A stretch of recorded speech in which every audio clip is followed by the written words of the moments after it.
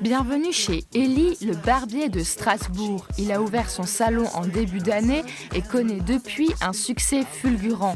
Mais cette réussite ne doit rien au hasard. Derrière elle se cache une communication efficace, une ambiance parfaite, mais surtout du talent et beaucoup de professionnalisme. Donc je m'appelle Eli, et j'ai 37 ans.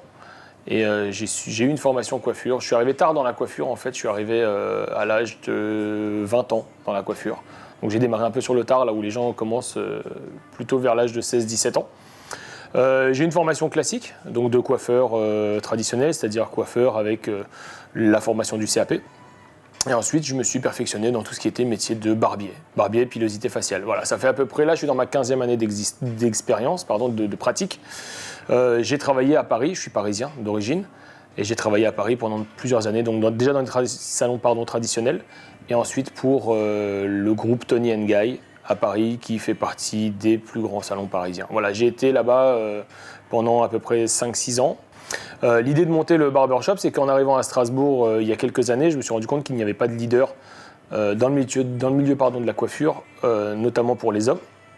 Et c'est pourquoi j'ai voulu développer un salon de coiffure exclusivement pour hommes qui répondent aux attentes des hommes. Donc avec une ambiance très masculine, avec des codes et des couleurs et des textures et des matières qui effectivement parlent vraiment aux hommes. Donc effectivement, on va avoir pas mal de choses qui sont liées à tout ce qui va être l'univers fun, tout ce qui va être chambre d'ado, ce genre de choses. En fait, voilà, c'est qu'on a tous des attentes et on a beaucoup de souvenirs de notre jeunesse. Et puis voilà, j'ai voulu recréer en fait cet univers-là, très masculin, élégant, sportif et fun. Voilà, donc c'est pour ça que j'ai voulu créer ce salon qui fêtera ses 1 an au 17 février prochain, donc 2016. Et voilà, donc ça fait moins d'1 an que c'est ouvert. Pour lui, la barbe n'est pas un effet de mode, mais un effet de style qu'il faut savoir entretenir. Alors, lorsqu'on me dit que la barbe est à la mode, je réponds par le non. C'est-à-dire la barbe n'est pas à la mode. La barbe est devenue un accessoire, on va dire, c'était la continuité d'une fainéantise qui a déjà été mise en place depuis déjà plusieurs années. On a commencé à accepter la barbe de 3 jours et la barbe au-delà des 3 jours, c'est entre guillemets démocratisé. Maintenant, est-ce que les barbiers sont plus en vogue par rapport à la mode de la barbe? J'ai tendance à dire non, parce qu'il y a beaucoup de gens qui laissent pousser la barbe mais qui n'entretiennent pas. Alors c'est ce que je dis quand les clients viennent ici pour des premières fois, en disant qu'une barbe, au même titre que les femmes avec les cheveux longs, ça s'entretient. D'autant que la barbe, par définition, c'est pas quelque chose qui valorise l'homme dans le sens hygiénique. Souvent, il y a beaucoup d'a priori en se disant mais qu'est-ce qu'il a dans sa barbe, les odeurs, il a peut-être mangé, il y a des trucs dedans. Bref, il y a beaucoup de choses qui se trament autour de ça, notamment sur les réseaux sociaux.